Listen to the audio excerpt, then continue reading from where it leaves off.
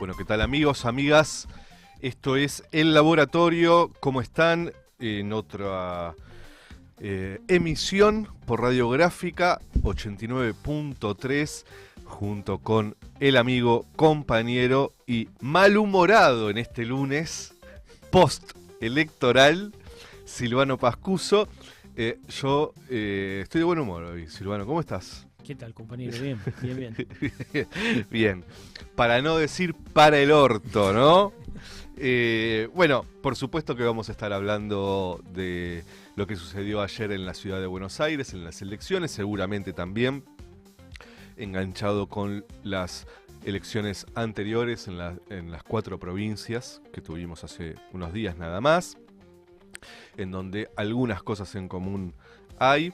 Vamos a estar también hablando con algunos analistas sobre la situación electoral en la ciudad.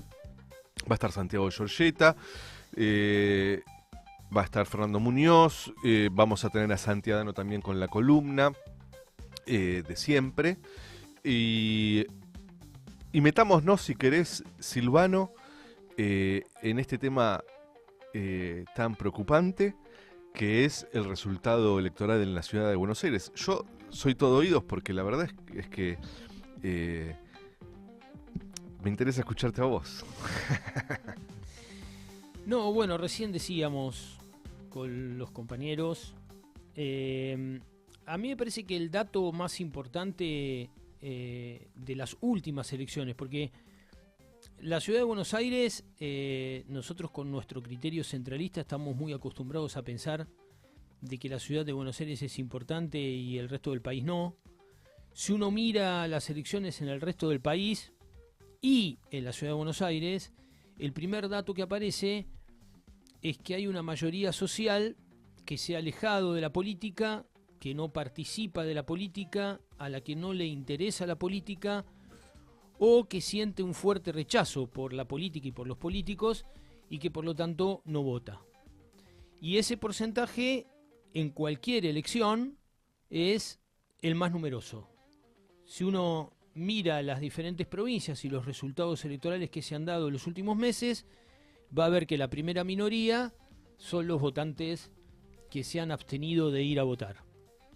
Ese es un dato muy fuerte porque Argentina, históricamente desde 1983, era un país que hasta hace pocos años atrás tenía niveles de participación electoral que comparados con el resto del mundo occidental eran todavía muy altos. Del orden del 70-75% en elecciones presidenciales, en torno al 70% en elecciones legislativas. Bueno, hoy esos guarismos se han derrumbado casi 20 puntos y ese proceso es el que particularmente a mí me interesa más, porque me parece que ahí es donde está el secreto del futuro, ¿no? Esa cantidad de personas que, habilitadas para votar, deciden no hacerlo de modo voluntario, no concurren a las urnas y deciden por motu propio, no por proscripción, ni por persecución, ni por censura, abstenerse de participar en las elecciones. Y lo segundo que me parece importante, y lo decía hace un ratito en el pase, es que el campo nacional y popular, porque la verdad es que no sé si el movimiento nacional y popular existe todavía, pero sí está claro que todavía hay un campo nacional y popular, es decir, un conjunto de personas que votan con una orientación en ese sentido. Bueno, aquí lo que me parece que hay que discutir son los modos de construcción política, porque lo que es evidente es que la dirigencia del campo popular, o la pretendida dirigencia del campo popular, representa cada vez a menos gente.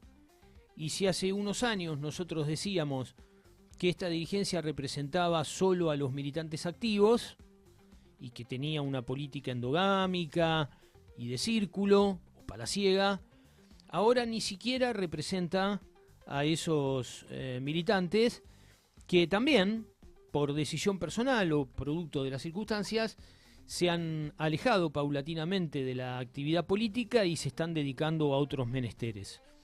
Y me parece que la política de círculo, la llamada minoría intensa, el resultado que está dando no es el de la formación de cuadros conscientes, preparados, duros, dispuestos a transformaciones profundas, sino una gran desmovilización que deja a los dirigentes solos frente a un micrófono en las condiciones de desnudez más absolutas.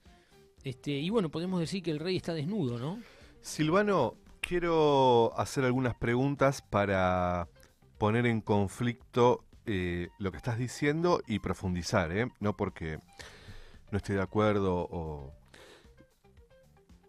En este panorama que vos describís, sin embargo, hace muy poquito tiempo, en las últimas elecciones presidenciales, y con un candidato que tranquilamente cumple con estas características que vos estás diciendo, que era Sergio Massa, casi se gana en primera vuelta.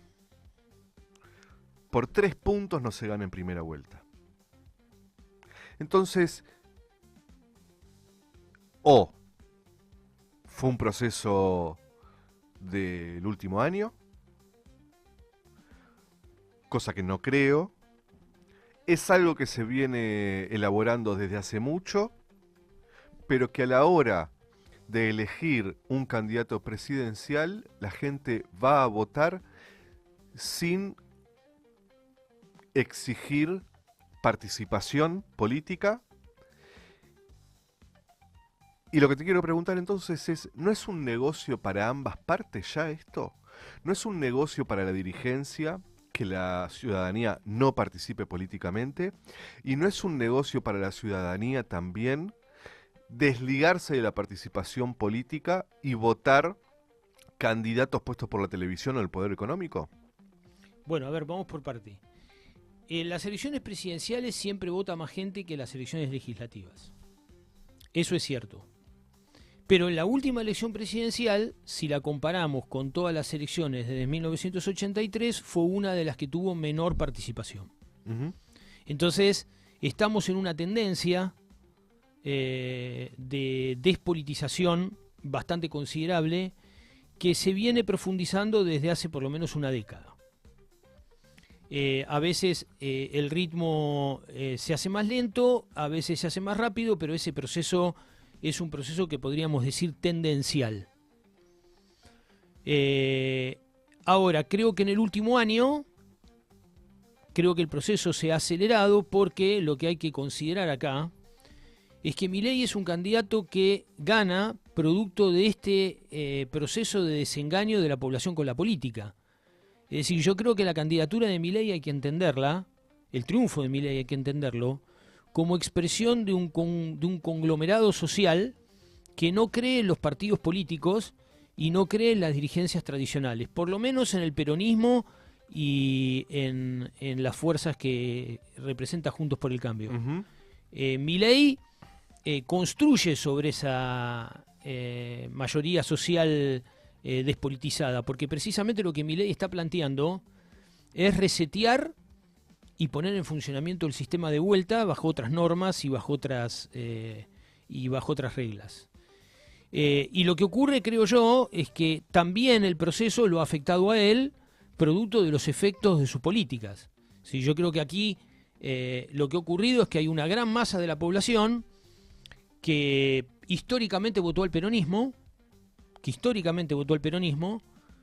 que no está yendo a votar, o sea, el peronismo lo ha perdido.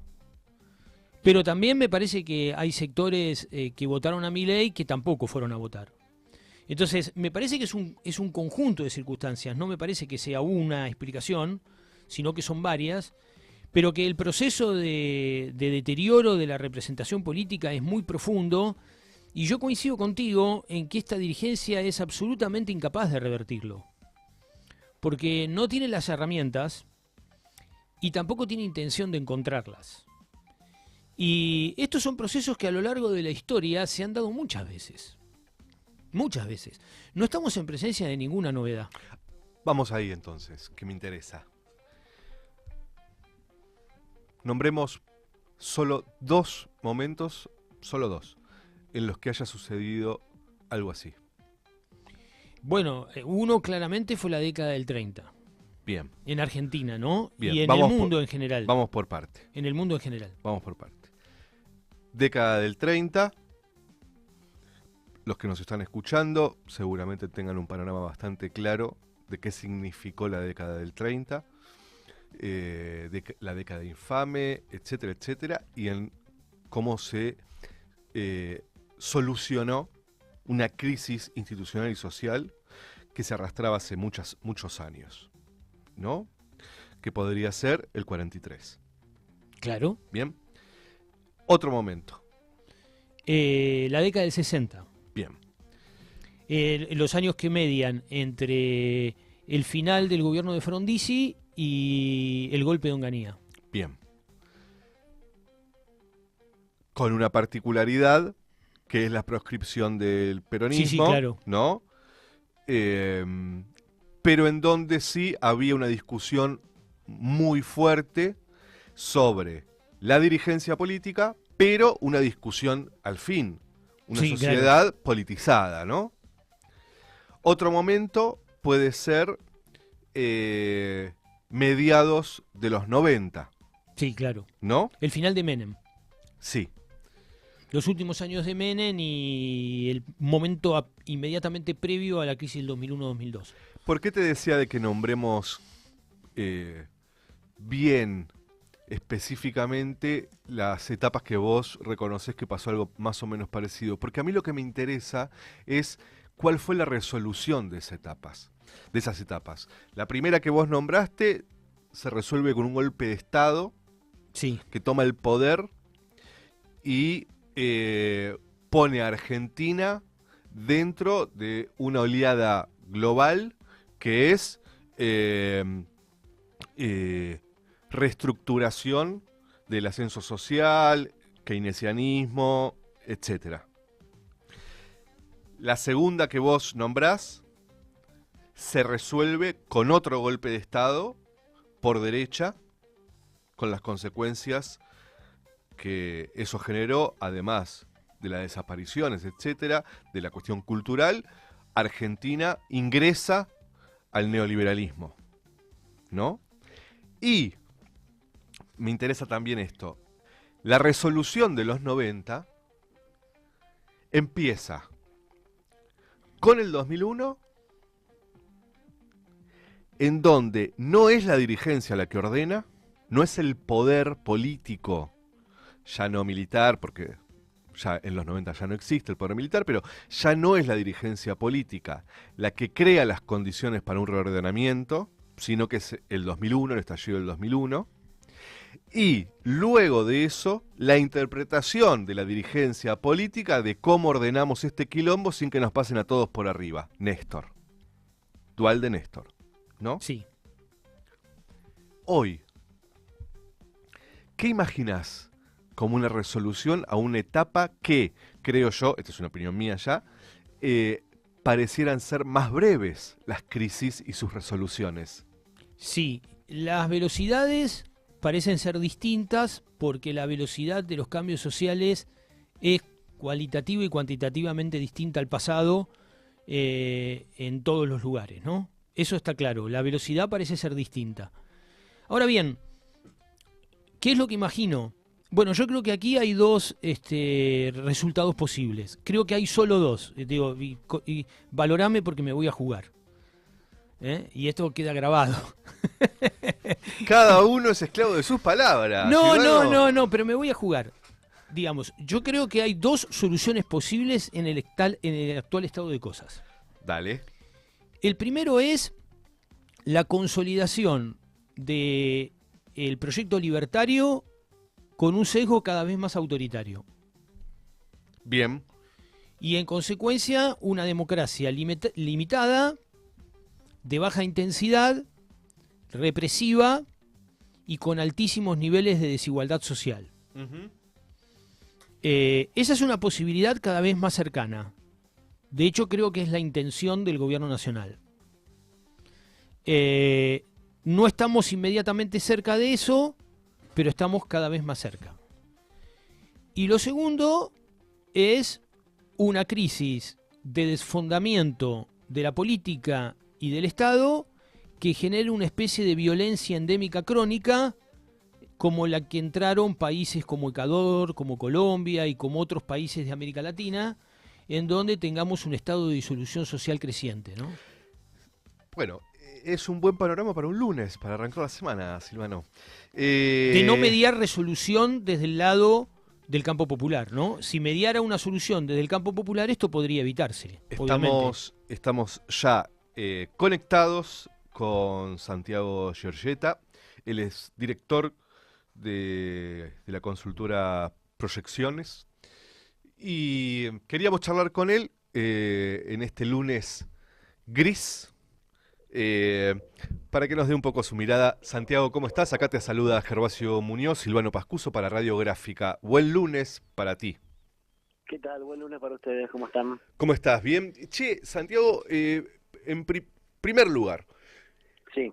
análisis general, en particular de la ciudad de Buenos Aires. ¿Qué es lo que viste ayer? Bueno, ayer me parece que quedó demostrado cómo la derecha dirimió sus diferencias en una paso, si querés, bueno, no formal, Ujú. en una paso donde claramente la Libertad Avanza vapuleó al PRO, dobló el porcentaje de los penatos. Sí. La fragmentación electoral contribuyó a que el candidato Manuel Adorni con tan solo el 30% se imponga en la elección. Solamente lo votaron 16 de cada 100 porteños que estaban habilitados para votar, y solo con eso, con esa minoría, le sirvió para imponerse al resto de las fuerzas y al candidato del peronismo, Leandro Santoro. Ujú.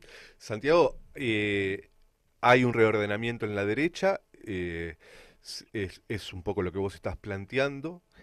¿Qué ves que está pasando en las fuerzas del peronismo, del kirchnerismo o del campo popular de la ciudad de Buenos Aires con la elección que hizo Santoro? No, a ver, me parece que fue una elección buena para el peronismo, para estas fuerzas en la ciudad. Ujú. Porcentualmente estuvo por encima de las elecciones anteriores. Sí hay que decir que obtuvo la misma cantidad de votos que en el 2021. Claro. Digo que, bueno, fue una mala elección, pero fue una mala elección en general. Digo, hoy en este contexto no está mal. Sí me parece que hay que rever algunas cuestiones, sobre todo la representación.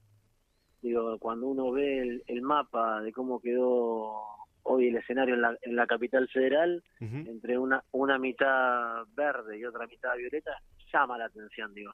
No hay que perder de vista de dónde uno viene y a quién quiere representar. Claro. Digo, eso me parece por un lado. Después, por otro, se le dio demasiada importancia a una elección que por ahí no la era. Ujú. Esto de anticiparse ganador de antes me parece que es algo que hay que empezar por lo menos a resolverlo en alguna mesa, porque Sí. claramente no funciona.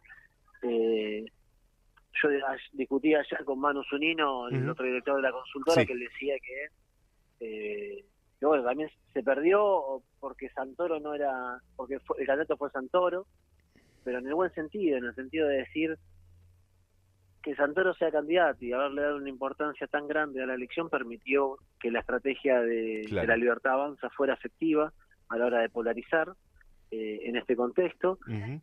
Si otro candidato que hay candidatos jóvenes y con mucha cercanía en la ciudad de Buenos Aires, hubiera sido partícipe, hubiera encabezado la lista y hubiera sido otra la dinámica, hasta este resultado hubiera sido por ahí hasta una victoria Sí. en ese sentido, pero me parece que más allá de todo eso no se puede descartar la buena performance que tuvo Leandro Santoro, que ya sabemos que aporta el 25, el 26% de los votos de la ciudad.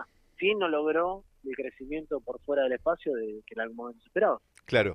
Y después el otro dato importante, Santiago, es la abstención que hubo, ¿no? La poca gente que fue a votar, porque es verdad que como vos decís, se le dio muchísima importancia a algo que quizás no se respiraba en términos de la sociedad, pero tampoco era una elección que defina demasiado la política nacional. Eh, No. Sin embargo, empieza a haber una tendencia con la abstención que hubo en las 4 provincias que tuvieron elecciones hace poquito, más la elección en la ciudad de Buenos Aires, de una desafección importante acerca de la ciudadanía con las elecciones políticas, ¿no? Sí, si uno pudiera abstraerse del resultado de la elección, Ujú. sin duda que el principal, perdón, Sí, sí. el principal, sin duda que el principal tema o la principal preocupación o el eje que habría que mirar es la participación. Digo, nosotros, es algo que se venía marcando, se dio en los procesos electorales de las provincias que venimos viendo. Ajá. En la ciudad de Buenos Aires había como un análisis muy vago de decir, no, el porteño, la porteña tiene una responsabilidad cívica más fuerte que Sí, en el sí, resto del país, y la verdad que primero una vergüenza llegar a ese tipo de conclusiones, sí. pero la verdad que no se dio, además, encima de todo Ujú, no se dio y fue muy bajo, fue hasta a niveles similares del Chaco la participación. ujú. Entonces me parece que ahí hay que poner el ojo, porque que la sociedad no quiera directamente ir a votar es un problema que pone en riesgo o pone en conflicto el sistema democrático mismo. Que no podemos pretender que con 16 de cada 100 porteños que votaban a Dorni, Sí. si bien es una elección legislativa, que después para cargos ejecutivos tengan algún tipo de validez o representación. Ujú. ¿Y a quién va a representar un presidente o un gobernador que solamente es elegido por una minoría? Entonces, me parece que hay que empezar a construir mayorías, pero mayorías que tengan representación legítima de lo que uno expresa, de lo que uno siente, de lo que uno es realmente, que hay que dejar de lavar las campañas, que no sirve desatenderse o deshacerse de lo que uno transpira. Entonces, ahí me parece que hay que empezar a cambiar algunas de las cuestiones y que en esa dinámica entender lo que está pasando con la gente. Digo, cualquier consultora en esta política te va a decir, mira, la clave es la cercanía y la escucha, porque salen todas las encuestas. Ah, sí. Bueno, la cercanía, claro, sí, o sea, la demanda hoy es cercanía y escucha, pero ahora la devolución no puede ser un reel de Instagram de un político escuchando a un vecino y estando cerca y poner estar cerca. Digo, esa no es la cercanía, eso no es lo que pide la sociedad. La sociedad pide otra cosa Ujú, y me parece que claramente no la está escuchando. Y llegó al punto del hastío mayor de ujú. que ya no hay ni voto bronca. Ya está, el voto bronca fue superado por el no ir a votar y me parece peligrosísimo. Desafección total. Santiago, buenos días. Exacto. Silvano ¿Qué tal? Buen día. Pacuso te habla. Quería hacerte una pregunta porque en realidad la sustituí sobre la marcha porque la que inicialmente iba a hacerte ya la respondiste, las causas del Sí. ausentismo. Pero te iba a preguntar, eh, ¿qué sector político se ve más perjudicado a priori por esta retracción del electorado? ¿Cómo lo ves vos? ¿Qué te parece? Nosotros eso lo tenemos en claro. La mayoría de los que no van a votar están descontentos con el gobierno nacional. Son los famosos decepcionados con el gobierno de Milei, pero que no encuentran representación en otro espacio. Digo, claramente la Libertad Avanza se benefició. Fíjate que en las capitales donde ganó con el 30 al 34% de los votos. Ajá. Claramente hay un sector de la sociedad que no está queriendo votar a nadie y menos al gobierno nacional. Entonces me parece que por eso lo vemos clave ahí, por eso hablamos de construir mayorías, porque para construir mayorías necesitas sumar a los que no están yendo a votar, y esos que no están yendo a votar están muy enojados con el presente económico, con el plan con el plan económico del gobierno, pero también están enojados con quienes lo combaten. Bueno, hay que empezar a pensar cómo se puede hacer para identificarlos y para volver a hacerles creer que hay proyectos, y me parece que eso es con ideas. Digo, me parece que no hay ideas, hay pocas ideas, y las que hay no están dando en el clavo. Santiago, uno podría entonces en ese caso hacer la siguiente inferencia, si no, corregime, que Milei también es el producto de ese proceso de descontento, es decir, él surge como una opción por fuera de la política tradicional, Sí, apelando a ese sector que estaba disconforme tanto con Macri como con el peronismo, y sí, ahora también los efectos de su acción de gobierno lo perjudican a él, es decir, estamos hablando del sector que lo nutrió. claro, es que ese descontento o ese hastío con la política que llevó a Milei a que sea presidente sigue estando muy presente. Sigue estando muy presente. Y fíjate en ese sentido cómo lo que está haciendo la Libertad Avanza es construir núcleo duro, afianzar y reafirmar su núcleo duro, del 30%, que ellos entienden que con eso les alcanza para ganar la elección. Ujú. Santiago, por supuesto que esto es una moneda en el aire permanentemente, pero ¿qué ves que puede llegar a pasar en la provincia de Buenos Aires? No, a ver, la provincia me parece que por ahí el escenario es distinto, Ujú. porque ahí sí puede presentarse un escenario de polarización que no le siente bien a la Libertad Avanza. Porque en la provincia de Buenos Aires, ser peronista o ser kirchnerista es un valor, no un defecto. Claro. Ya hay una polarización marcada, grande. Digo, Kicillof ganó con el 50% de los votos, después revalidó con el 45%. Ya ves que hay un sector que no te va a acompañar. Pero de ese sector hay grandes, también hay una gran parte que en el estado que hoy se encuentra la ciudadanía tampoco va a ir a votar. Bueno, me parece que ahí el proceso de polarización puede llegar a tener otro cantar, y Ajá. ahí sí, por lo que marca tanto si Cristina Kirchner termina siendo candidata, como Massa. lo que dice el gobernador o el jefe de asesor o el jefe de gabinete, Carlos Bianco, donde no se le sacan la ropa de kirchnerista, ya siguen poniendo en valor la candidatura de Cristina Kirchner. Bueno, ahí vamos a tener otro tipo de, si querés, otro tipo de juego, otro tipo de escenario. Ujú. En donde quizás haya más participación y en donde sea más difícil inclusive si van juntos la Libertad Avanza y el PRO.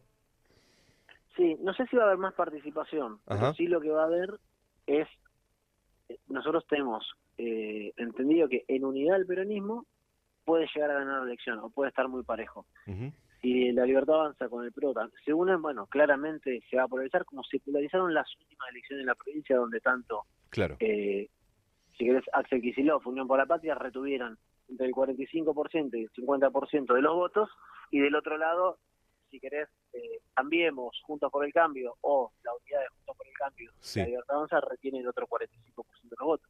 Y, o sea, dos fuerzas que concentran casi el 90% de los votos. Yo creo que vamos a ir en un escenario similar a eso. Interesante, Santiago. Te queremos agradecer el tiempo que nos has dedicado y estamos en comunicación en cualquier momento. Bueno, muchas gracias, que tengan un saludo. Abrazo grande. Bueno, para los que están por YouTube, se han perdido un temón de Hermética, que es Olvídalo y volverá por más. Una letra espectacular del fallecido hace poco Ricardo Iorio. Estamos en el laboratorio por Radiográfica en la 89.3 de la FM, lo pueden sintonizar y ahí sí van a escuchar las canciones. También hay que decirles que nos pueden mandar mensajes de WhatsApp al 11 50 12 35 89 y que se pueden suscribir a nuestro canal de YouTube, que se llama Radiográfica, por supuesto, y también al canal del programa, que es El Laboratorio. En la operación técnica, o sea, en la botonera, o sea, la que corta el bacalao, o como diría Charly García, la que prende y apaga la luz, ¿no? O sea, dependemos de la compañera Angie Moreno en controles. Vamos a seguir un poquito con el debate acerca de el momento que estamos viviendo. Decíamos antes que hubo otras etapas en la Argentina en donde se vivió situaciones como estas, en donde, para resumir por supuesto, hay una crisis de participación, de politización de la sociedad, en donde además gobierna un sector del poder económico, mediático, que viene a entregar el país y a ajustar y a destruir derechos fundamentales.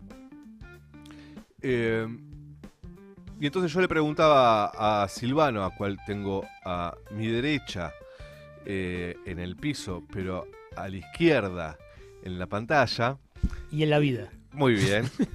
Que es cómo imagina la resolución para estos tiempos, porque si no, pareciera ser que el diagnóstico es tan terrible que nos quedamos sin ningún tipo de esperanzas. Entonces, vos decías que por lo menos había dos escenarios que creías posibles. Vamos un poquito con eso antes de seguir con más entrevistas. Sí, yo decía que un escenario posible y que está dentro de las intenciones del gobierno actual, creo que de todas las ultraderechas en el mundo occidental, es una reconfiguración violenta y por la fuerza, a través de una democracia de baja participación y represiva, de no solo el sistema político, sino el conjunto de las relaciones sociales. Las relaciones de trabajo, la cultura, incluso los vínculos intrafamiliares. Creo que el proyecto de la ultraderecha es una revolución reaccionaria intentando revertir las conquistas que los sectores populares obtuvieron en Occidente en los últimos 100 años. Y la Argentina no escapa a ese esquema, sino que precisamente está en el centro porque Milei es uno de los paradigmas a escala global de ese proyecto. Por lo tanto, no deberíamos subestimar la posibilidad de la conformación en Argentina de un proyecto semiautoritario de carácter regresivo y reaccionario. Pues eso dije para mantener las esperanzas y mira. No deberíamos subestimarlo porque también hay ejemplos en la historia y salvando las distancias que demuestran que este tipo de procesos nunca deben ser subestimados, ¿no? El caso de la Alemania y de la Italia de los años 30 o de la España de los años de finales de los años 30 y principios de los 40 tampoco. Ahora, por el otro lado, creo yo que el campo nacional y popular tiene la obligación histórica, identitaria, de generar una alternativa que no sea electoral. El poder no es poder electoral. Eso es una simplificación liberal demócrata que yo no comparto. El poder es integral y se construye en la sociedad. Quien construye mayorías sociales consigue mayorías electorales. Y ganar elecciones es muy sencillo si uno construye consenso social alrededor de ciertos valores, de ciertos principios y de ciertos objetivos. El objetivo de la política no es ganar elecciones. El objetivo de la política es que la gente viva mejor, que la sociedad progrese y que haya fuerza social para posibilitar esos cambios. Por lo menos para los que venimos del campo nacional y popular. Y lo que me parece que hay que cuestionar, y yo no tengo ningún inconveniente en decirlo porque hace muchos años que lo vengo diciendo, es que en el campo nacional y popular nos hemos acostumbrado a pensar en términos muy liberales, en el sentido de que hemos reducido a la política a candidaturas y cargos en el funcionariado público a nivel municipal, provincial y nacional. Y la política es mucho más que eso. La política es construcción de consensos y voluntades en torno a objetivos de mediano y largo plazo. Y hoy eso no está. Y al no estar eso, el riesgo que se corre de un desfondamiento del sistema político y de un debilitamiento de los lazos comunitarios en la sociedad es muy fuerte y eso permite la consolidación de un régimen como el de Milei. Hace un tiempo venís insistiendo con una idea que tiene que ver con la construcción de consensos. Más allá de que yo estoy en contra, te pregunto en serio, es pregunta no chicana, como dicen ahora. El discurso de nuestro sector, sí, es que hay que ampliar, sí, que hay que construir mayorías, sí. Y esas mayorías las entienden con sectores que históricamente estuvieron en las antípodas de nuestras ideas. Me refiero a la UCR actual, que es una UCR macrista, que Lustó, mientras vota ficha limpia para que Cristina vaya en cana, Sí. porque tiene miedo de lo que van a decir los medios de comunicación. Esto fue una declaración de él. Sí. Un sinceramiento, digamos. Luego el peronismo va a buscar a Lustó para una posible alianza. Sí. No solo eso, va a buscar a Larreta o a Massa inclusive, que también fueron engranajes fundamentales de la persecución judicial. Sí. O sea, de poner al sistema judicial a empobrecer la democracia, porque finalmente, más allá de que lo que opinemos de Cristina o no Cristina, si va en cana, si no, si el Poder Judicial, etcétera, cualquier Poder Judicial que persigue a la clase política, lo que está haciendo es poniendo en riesgo la democracia. Absolutamente, sí. ¿No? Massa y Larreta fueron engranajes fundamentales de eso. Massa fue el primero que presentó el proyecto de ficha limpia. Sí, señor. Por orden de la Embajada de Estados Unidos, porque hay que decirlo que el proyecto de ficha limpia no tiene otro sentido que proscribir, o peor te diría, permitir que vaya a elecciones lo que el poder quiere que vaya a elecciones, Sí. ¿no? El consenso. Entonces, a mí lo que me parece es que es una palabra que hoy está completamente vaciada, no solo de sentido, sino de posibilidades políticas.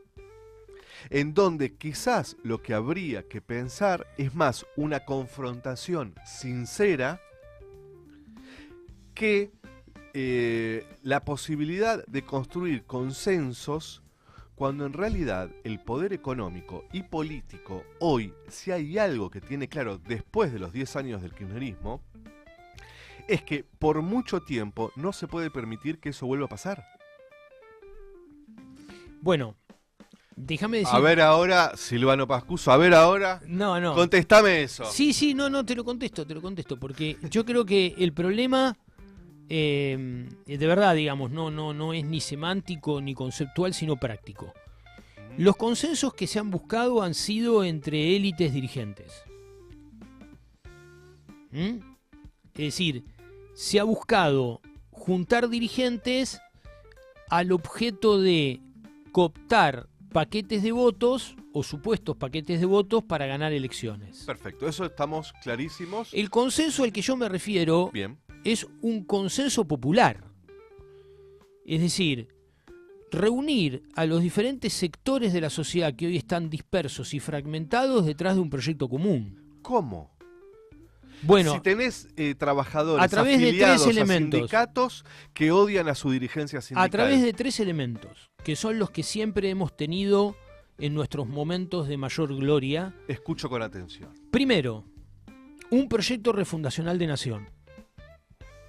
No lo tenemos. ¿Y vos crees que Milei lo tiene. ¿Y vos crees que hay un deseo en la población De refundar la Argentina. de refundar la Argentina? Sí. Y la Yo no la promesa, veo. la promesa de Milei fue refundarla, aunque no nos guste el sentido en el que propuso refundarla. Está bien, pero no es que Milei hoy gobierna con un apoyo popular enorme. No, porque traicionó eso.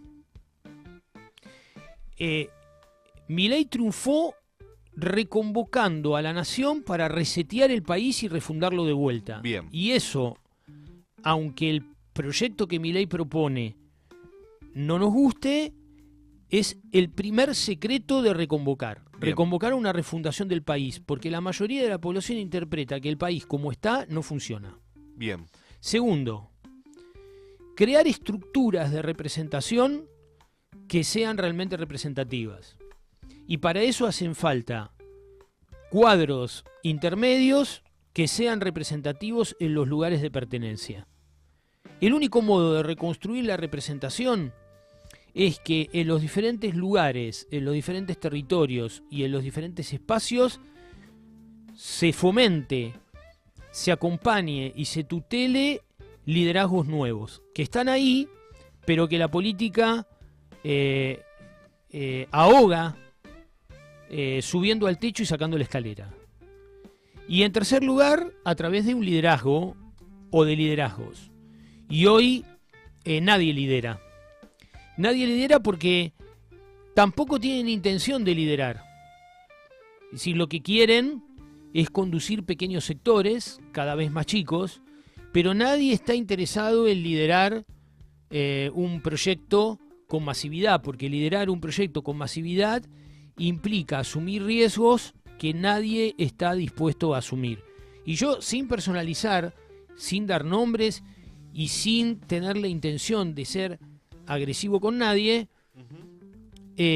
todo el mundo pone de ejemplo a Brasil y que Lula derrotó a Bolsonaro. Pero Lula aceptó los riesgos de ir preso y de morir en la cárcel y enfrentó él como líder a Bolsonaro. Si uno quiere liderar, como decía el general Perón, lo voy a citar, tiene que poner el cuerpo. No se puede liderar un proyecto encerrado en una oficina con tweets y reels de internet. Entonces, cuando hay ausencia de liderazgo es porque en realidad nadie asume el desafío de convertirse en vocero de una mayoría, excepto el presidente de la nación. El presidente de la nación tiene vocación de líder, porque convoca a la mayoría del país en contra de lo que es evidente que existe, que es una casta dirigencial absolutamente agotada. Que eso lo diga Milei no le quita verdad al diagnóstico. Bueno, Silvano, no dijiste nombres, pero se cae de Maduro. No, bueno. Y quizá... Maduro, precisamente, lo dieron tantas veces por muerto a Maduro. Maduro es un ejemplo de alguien que tiene vocación de liderazgo, porque en todas las circunstancias que le tocó afrontar, dio batalla. ¿Qué es lo que debe hacer un líder? Tenemos algunos mensajes. Marcela de Constitución dice: cuando dicen de poner el cuerpo y no desde Reels y Twitter, va también para la señora de tweets largos, porque es lo que viene haciendo. Bueno, por supuesto que hay, vamos a decirlo porque si no parece mala leche, por supuesto que hay una discusión acerca de cómo quiere seguir conduciendo Cristina. Pero por supuesto. Y yo creo, yo no opiné mucho de las cuestiones electorales de ayer, pero a mí lo que sí me parece, y queda poco tiempo, así que no voy a opinar mucho, queda nada más que una hora de programa, así que prefiero no opinar.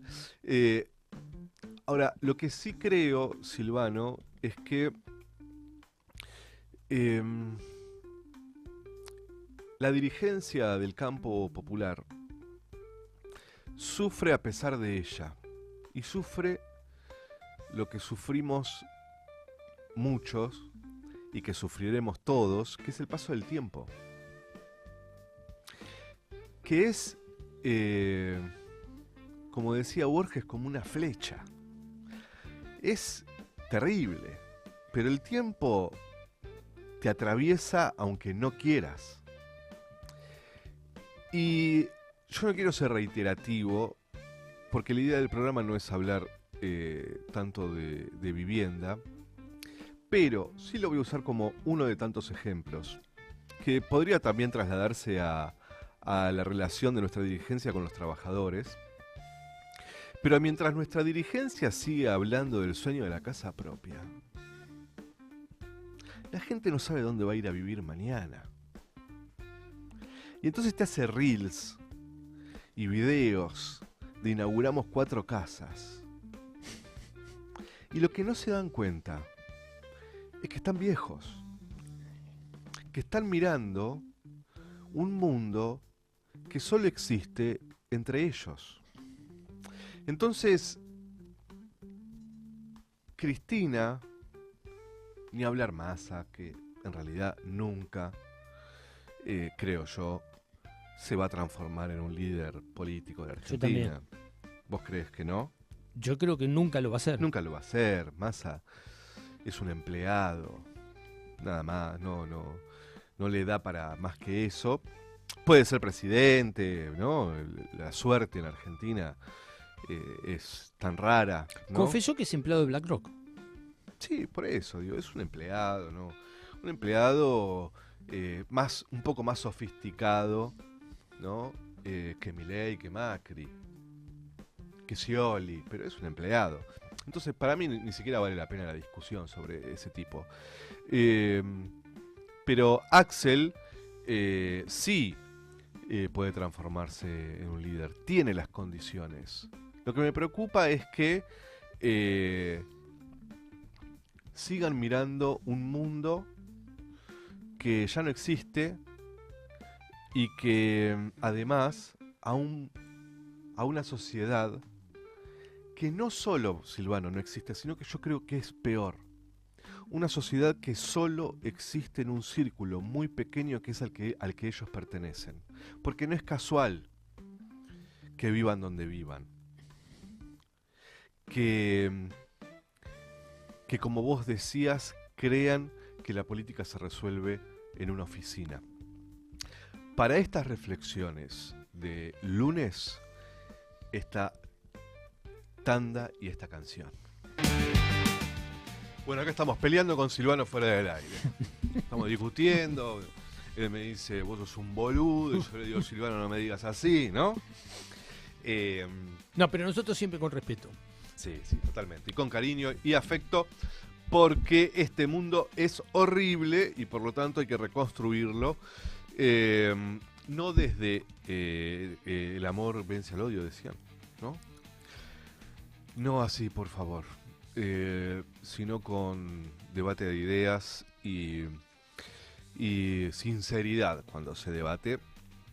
Y les recordamos que estamos en El Laboratorio, programa que va todos los lunes de 11 a 13 horas por Radiográfica, en el 89.3 de la FM pueden sintonizar y escuchar además música, porque la música que pasamos está bastante bien, entonces aprovechen. Y si no, por el canal de YouTube de Radiográfica, que se tienen que suscribir. Por cada suscriptor nosotros cobramos 1.000.000 de pesos cada uno, ¿no, Silvano? Sí, entonces de esa manera... y Angie dice, ojalá, pero Angie cobra 2 millones la operadora por cada suscriptor. Y de esa manera, por supuesto que estamos financiando nuestra revolución espiritual, que es irnos de vacaciones, ¿no? No, Cambiar el celular. Angie acaba de cambiar el celular. Se robó uno. Y bueno, suscríbanse, no, en serio. Suscríbanse porque parece que hay que suscribirse. Es la orden que nos baja la conducción de la radio, que nos dice que nosotros tenemos que decir que hay que suscribirse al canal. Seguimos en este lunes de gran discusión, porque el escenario electoral empieza a desarrollarse este año, porque por supuesto que el escenario más importante será la batalla que se dará en la provincia de Buenos Aires, porque gobierna la ultraderecha, porque la derecha está en renovación en Argentina, hay un debate entre ellos aguerrido. Cuando la derecha discute entre ellos no se están peleando, se están multiplicando, parece, Silvano. Y cuando nosotros nos peleamos, estamos discutiendo contratos y cargos. Yo voy a traer a colación, A ver, una vez más, ya es la segunda vez que lo voy a nombrar, pero Bueno. lo voy a traer al general Perón, pero no por razones partidarias, sino para explicar dos conceptos que me parece que son esenciales en este momento. Perón, que había sido profesor en la Escuela Superior de Guerra, era especialista en una disciplina que se llamaba táctica y estrategia militar.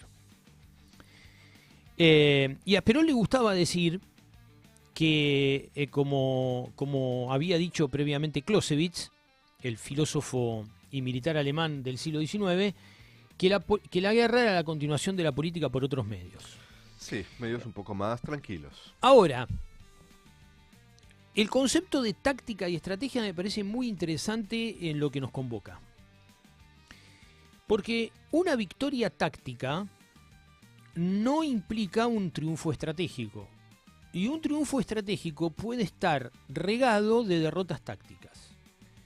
Es decir, la política no es 1 más 1, 2.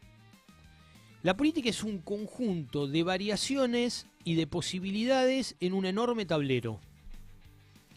Y los dirigentes que tienen visión estratégica aprovechan incluso sus propias derrotas.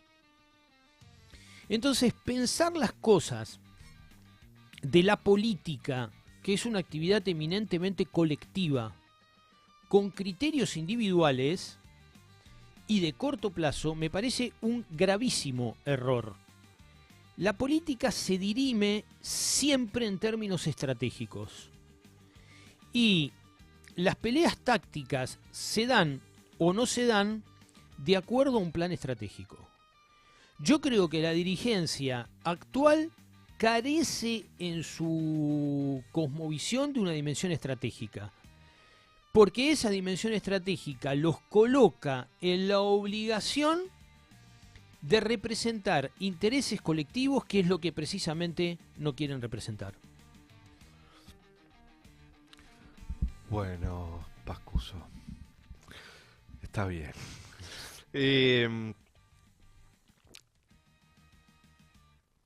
Me parece que es bastante claro lo que planteás. Insisto con la discusión que teníamos fuera del aire. Y es que, por más de que tengas cuadros que la tengan clarísima en estrategia y en táctica, si la lectura que haces de los problemas comunes, para decirlo en términos de la derecha, de los problemas cotidianos que atraviesan la vida de una manera rotunda, que es, por ejemplo, Silvano, tardar 2 horas para llegar al laburo, viajar en condiciones pésimas, que es que salís a la calle y no sabés si te afanan el celular, si te afanan la cartera, si te afanan la única guita que sacaste para tener durante el día, si no podés resolver cuestiones tan centrales como poder mandar a tu pibe todos los días a la escuela, que morfe dignamente todos los días, que el lugar donde vivís sea más o menos digno y que no tengas que salir con una lluvia, con una breve lluvia, con el agua hasta el cuello. Me parece que hay, Silvano, y te lo digo esto porque te conozco, y sé que en esto vamos a coincidir también. Hay una lectura tan sofisticada de la dirigencia que se transforma en cinismo. Absolutamente.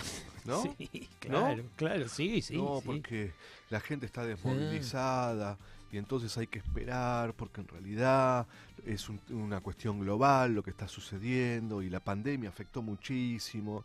Y a mí me encanta discutir de lo que sea, el tiempo que sea, ¿no? El cafecito Pero después hay algo que es una materialidad que se debería imponer, ¿no? Entonces creo, Silvano, que por lo menos hay un sector de la sociedad que está diciendo, che, no sé si me van a resolver los problemas. Quizás no me lo resuelvan nunca, pero por lo menos que se parezcan a mí. Sí, claro. ¿No? Es lo que decía recién Santiago Giorgetta. Por lo menos que se parezcan a mí. Sí. Pero che, mirá, se parece a vos, pero es un sorete hijo de puta. Sí.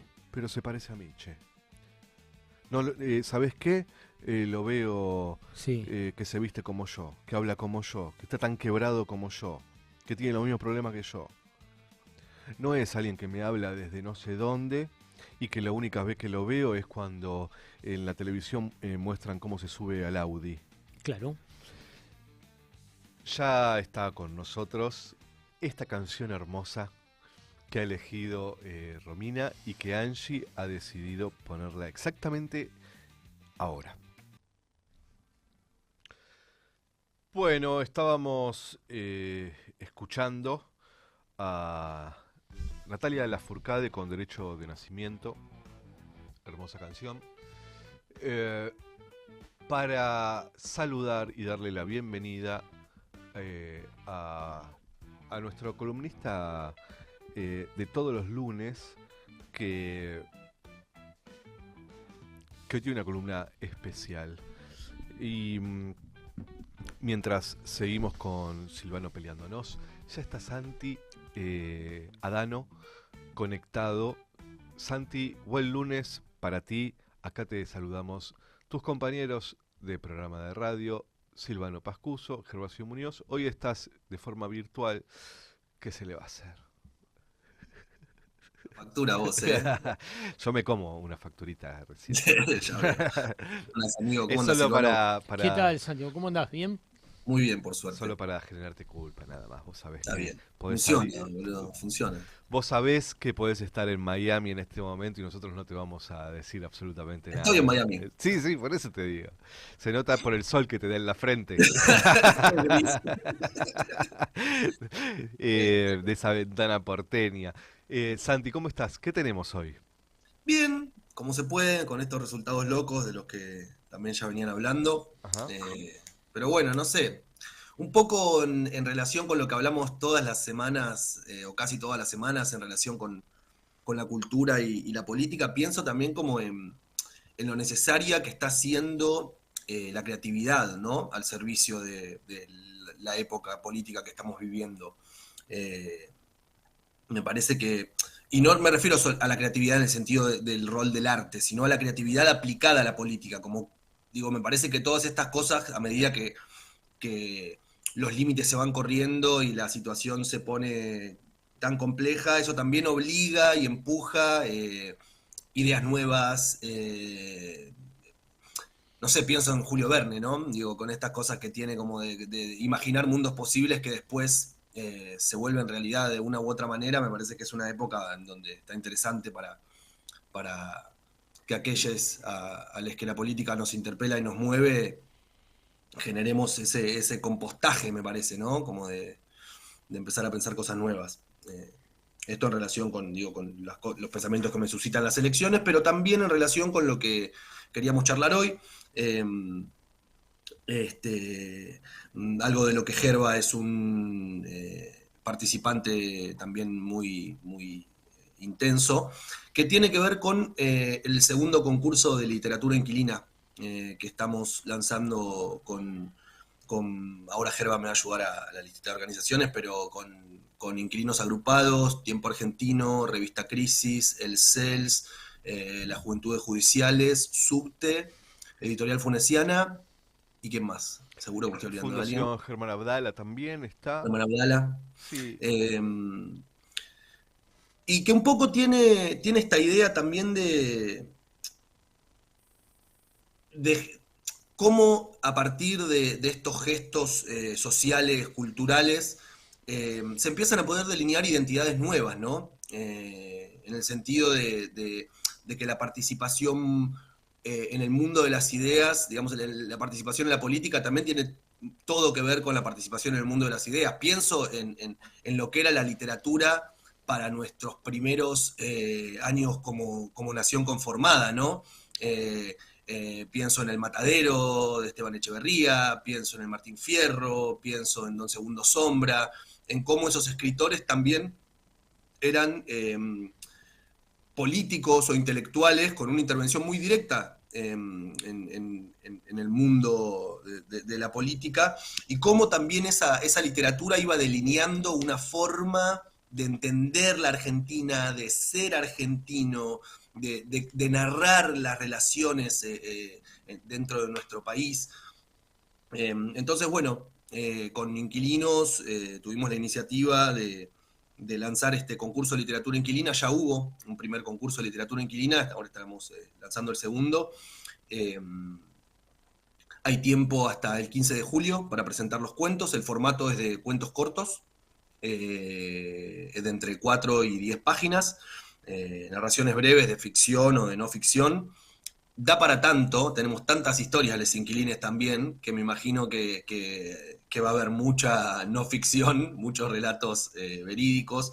Yo tuve una propietaria que una vez me dijo, tendría que haber hecho o sea, me pasa lo mismo que con mi hija, con vos, que es que no le di un cachetazo a tiempo. O sea, voy a ver si yo escribo mi cuento, como organizador no lo puedo presentar, pero igual tengo ganas de escribir, y esa escena me parece que debería estar. Y un poco, bueno, con este objetivo también de colaborar, de poner nuestro granito de arena desde el espectro de la cultura para ir conformando algo que es muy loco, porque la cantidad de inquilines que hemos escuchado decir que la ley no era buena, ¿no? Con esta cuestión de cómo la batalla cultural en el plano sobre todo de lo televisivo desplazó,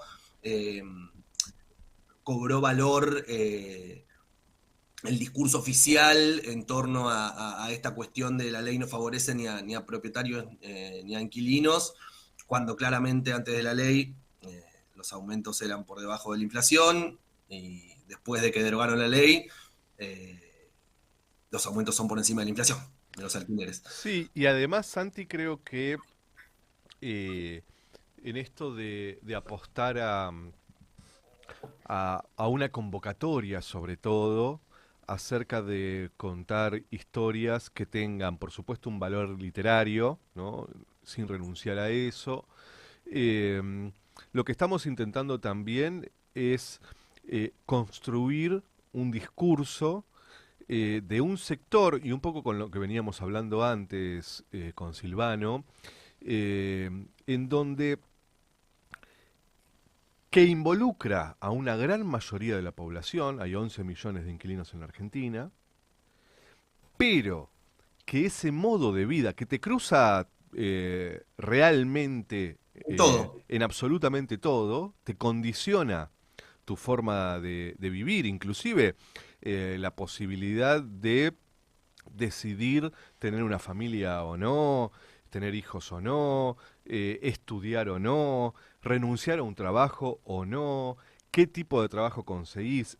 Todo eso está cruzado por cómo accedes a la vivienda, ¿no? Y, sin embargo, todo esto que circula alrededor de un sector muy grande de la población es completamente o silenciado o, peor aún, relatado por el poder económico, o sea, el mercado inmobiliario.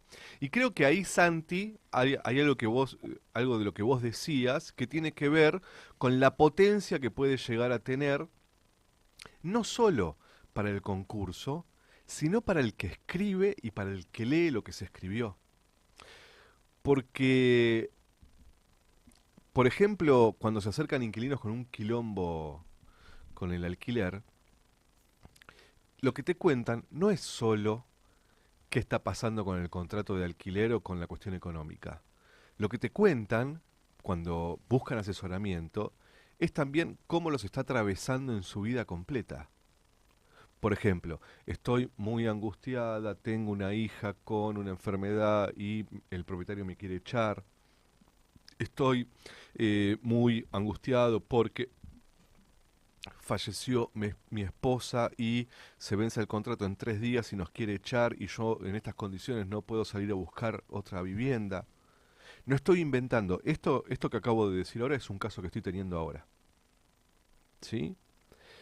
Cuando uno habla con los inquilinos, lo que te cuentan, en realidad, es lo que les está sucediendo en su vida entera.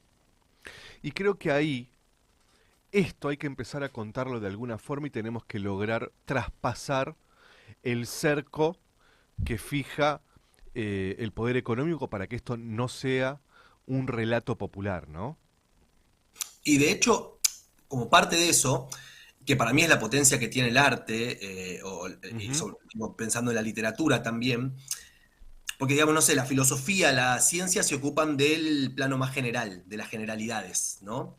Pero la literatura, el arte, lo que tiene es que se ocupa de una historia particular, va como al detalle y desde ahí se hace universal, ¿no?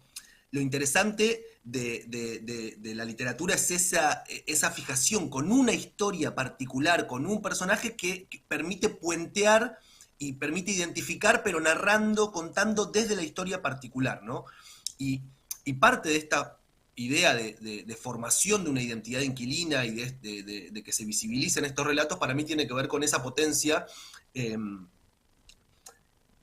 el sentido de que lo interesante de esto para mí es cómo la gente puede empezar a entender que su historia particular se replica en muchas otras historias particulares. Ujú. Como que las cosas que se cuenten no van a ser tan personales, en el sentido de que lamentablemente esto está pasando de muchas maneras distintas pero hermanadas en muchos lugares, en muchos planos. También la cuestión del alquiler es súper transversal, no a todas las clases, porque claramente hay gente que tiene 75 departamentos, pero sí no es una cuestión ligada solamente a las clases bajas. Entonces me parece que es interesante cómo se puede entender esos puentes, entender que la propia historia también se replica en las historias de otras personas, ¿no? Y en ese sentido generar o apostar a generar un discurso, darle voz al inquilinato para generar un discurso y también una identidad propia, ¿no? Como ir como pudiendo solidificar esa idea de reconocerse en otros, que ojalá que lleve también a poder movilizarnos cada vez más, generar una masa crítica cada vez más grande. Mira, se me ocurría mientras te escuchaba hablar, y en lo referente a la literatura, que la historia argentina es muy rica en este tipo de cuestiones, ¿no? Hay dos obras, podríamos, vos nombraste recién al Matadero, pero hay dos obras que produjeron ese efecto en el cuerpo social en su momento, un efecto virtuoso, porque miles de personas se sintieron identificadas en el momento de publicarlas o muchos años después, no importa eso, porque el arte no está sujeto a la coyuntura. Una obra de arte se puede revalorizar 50 años después. Lo estamos viendo en este momento sobre el Sí. Eternauta, súper patente. Mira, hay dos ejemplos que me parecen muy interesantes. Uno del siglo XIX, que es el Martín Fierro. Cuando Hernández publicó el Martín Fierro, estaba hablando de una parte de la población que estaba silenciada, que vivía una cantidad de dramas inenarrables y que Hernández encontró las palabras adecuadas para poderlo relatar y ponerlo al alcance de la población a través de un periódico. Y el otro es El hombre que está solo y espera de Scalabrini, ¿no? Que es un libro entre literatura y sociología que relata un momento crucial de la Argentina en la que la desesperanza se había apoderado del conjunto del país y estábamos al borde de un amanecer y de una reconstrucción de la nación. Entonces me parece que es muy cierto lo que decís y me parece que es un momento para que las personas que tienen una inclinación literaria y artística se vuelquen a eso, porque uno nunca sabe dónde florecen las plantas que siembra, ¿no? Sí, totalmente. Y un poco también el otro día en una nota que nos hicieron en Tiempo Argentino, yo decía también, a mí me interesa mucho la creatividad como potencia vital, ¿no? Lo hablamos la semana pasada, un poco también en la columna. Eh, para mí es muy interesante que la gente no se aguante las ganas de participar por no ser escritores, ¿no? Como con la idea de yo no soy un escritor. Me parece interesante generar pensamiento en torno a esta problemática, generar capacidad crítica. El otro día en un taller de canciones de los que doy, alguien eh, habló, yo les conté del concurso como para invitarles a participar, y alguien como que cruzaba, por ejemplo, también la idea de cómo intercalar el fantástico adentro de este concurso. Me pareció muy interesante también la idea, ¿no? De que no necesariamente tiene que ser pensado como literatura realista, atada a las reglas que mueven nuestra realidad, sino que también se pueden intercalar otros discursos. Me parece que es algo interesante para convocar a la participación generalizada de la gente que tenga una historia que contar, se considere o no considere que tiene pasta de escritores, porque eso es muy relativo, no se sabe, y la idea acá es generar pensamiento y discurso, identidad y encuentro también. Santi, ¿querés dar dato duro, jurado, premios, dónde encontrar las bases? Sí, querido. El jurado me encanta, toda gente que aprecio mucho y además muy talentosa, es Juan Esclar, Paula Mafía y Juan Solá. El primer premio son 100.000 pesos, el segundo premio son 70.000 pesos en libros, en Hernández, un vale por 70.000 pesos en libros. Tercer premio, 50.000 pesos en libros. Y las bases están en la web de Inquilinos Agrupados. Son cortitas, siempre leer bases de un concurso parece una tarea un poco cuesta arriba. No se preocupen, son cortitas, la van a agarrar de toque. Y me gusta que sea cuento corto también, ¿no? Como un formato accesible.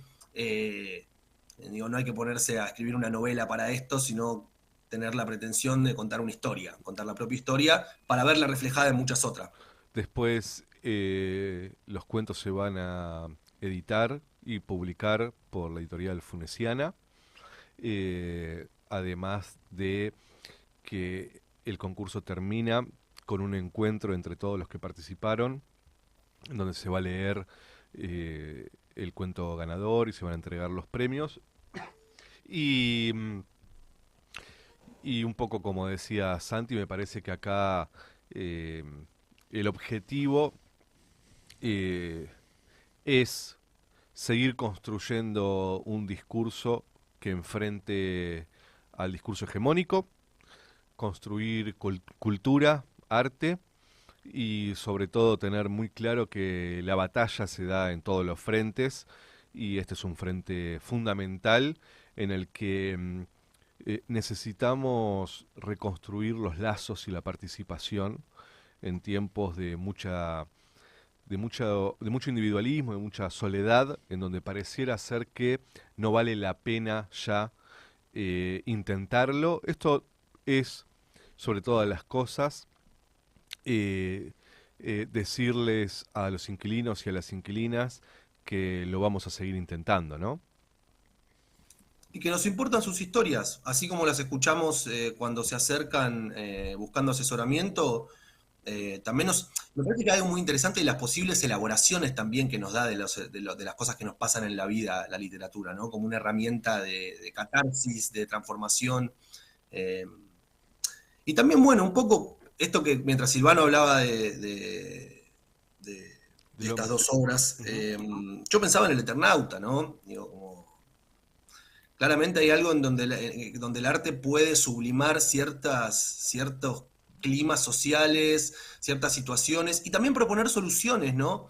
Digo, este pequeño prólogo que tiene El Eternauta, escrito por Oesterheld, donde él pone el acento, explicita esta idea en ese prologuito del héroe colectivo, son cosas que, mirá qué loco, ¿no? Estar leyendo algo del 57, 58 y conectar de una forma tan potente desde hoy, ¿no? Con además algo como un género que mucho, o sea, si bien tiene ganado su lugar, en muchos sentidos es un género marginal, ¿no? Digo, Ujú.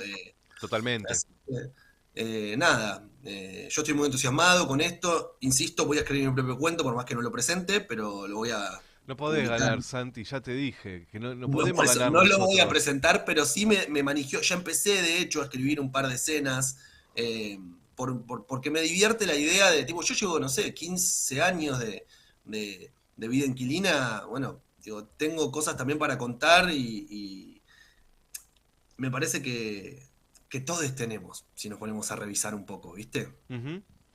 Santi, gracias. Nos estamos viendo el lunes que viene con la columna. Participen, escriban, como dice Santi, no se sientan genios y que eso es la única condición para poder hacer arte.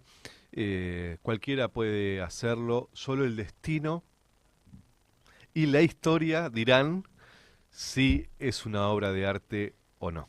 No sa- Así que viva Perón y vayan, y nos vemos el lunes que viene, Santi. Gracias. Abrazo grande, amigos. Abrazos. Vamos con esta hermosa canción que no escuchan por YouTube, pero sí por radio, que es un clásico ya de las manos de Filippi, pero que la versión se la robó. Bueno, amigas, amigos, seguimos acá en el laboratorio. Un programón, hay un montón de gente conectada en YouTube, alrededor de 1.253.000. Hay más gente que la que votó en la Ciudad de Buenos Aires, viendo el programa. Bueno, tenemos algunos mensajes. María Pía Almeida Bou dice: qué bueno, me parece espectacular lo del concurso literario. Bueno, esperamos tu cuento, Pía, ¿no? En un ratito vamos a estar con un tema importante. Vamos a estar hablando con Marcos Linares. Él es delegado de la UOM, de la seccional Tierra del Fuego, donde hay un paro muy importante con una movilización muy grande, no solo a nivel de los trabajadores, sino ya es un tema de la provincia, porque como sabemos son casi 8.000 trabajadores de la tecnología en Tierra del Fuego, y por supuesto esto es casi una de las fuentes de trabajo más importantes que tiene la provincia. Así que en unos minutos vamos a estar hablando con Marcos Linares, a ver si nos puede contar en qué estado está el conflicto. Y también es interesante saber qué rol está teniendo el gobierno de la provincia, ¿no? En esto. Y después me parece a mí también consultarle acerca de sus compañeros, ¿no? Que votaron a Milei en su gran mayoría. Milei ahí ganó por el 60% de los votos. Si hay algún tipo de debate, de reflexión acerca de cómo se llega a esta situación, a ¿no? esta situación, y qué debate también hay dentro de la dirigencia sindical, ¿no? Acerca de no haber podido explicar lo suficiente sobre las consecuencias que tenía votar a Milei, ¿no? Quizás lo que no se podía explicar mucho era qué consecuencias iba a tener votar a Massa, ¿no? Claro, por supuesto. Del lado del campo popular, bueno, eso nunca pudo ser explicado, ¿no? Ahora vamos a seguir entonces un poquito con lo que sucedió ayer en la ciudad de Buenos Aires. Está en comunicación telefónica con nosotros, con Silvano Pascuso, con Gervasio Muñoz. Está en comunicación Fernando Muñoz. Él fue legislador en la ciudad de Buenos Aires, además de un militante de toda la vida, por supuesto. No aprende más, se podría decir. No aprende más. Sigue insistiendo. Sigue insistiendo. Bueno, esas ya son decisiones personales. Fernando, acá te saludamos, Gervasio Muñoz, Silvano Pascuso, para el Laboratorio de Radiográfica. ¿Cómo estás? Buen día. ¿Qué tal? ¿Cómo andan? Persevera y perderás. Sí. Dice Filmus. histórico. Sí, está totalmente demostrado. Bueno, una primera impresión acerca de lo que sucedió ayer. A ver, algunas cuestiones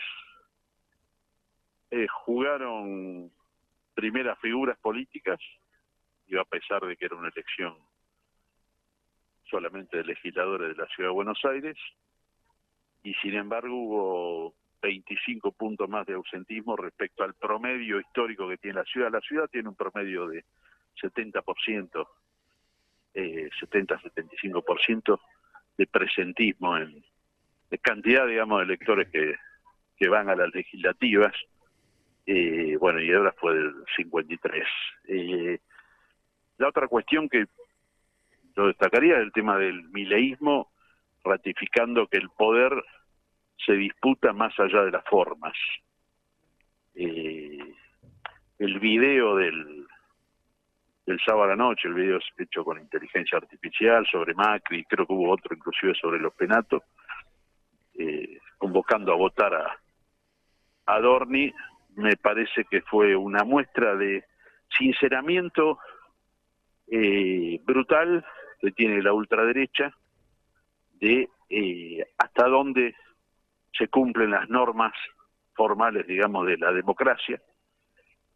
Ese me pareció la otra nota de color de esta elección, digamos, una ratificación de una línea que viene planteando la ultraderecha en la Argentina, que es disputar el poder más allá de las formas.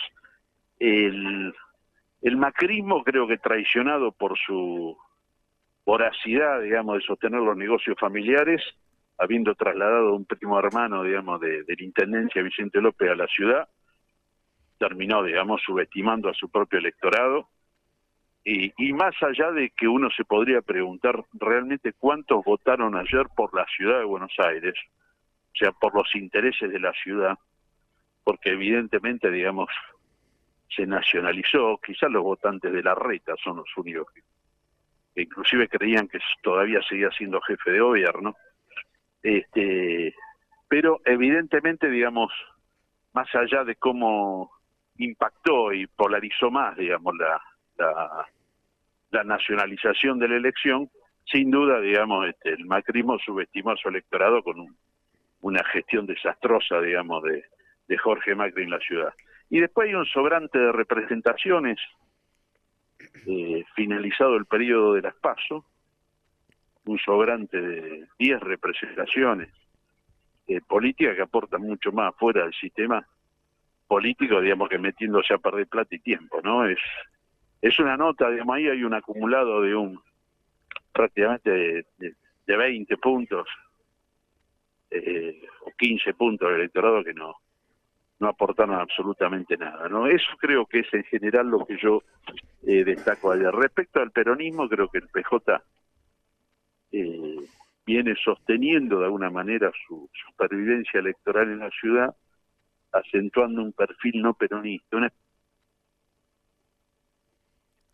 Ahí lo perdimos a Fernando en la vorágine del PJ, ¿no? Empezó a hablar del PJ y se cortó. Y se cortó.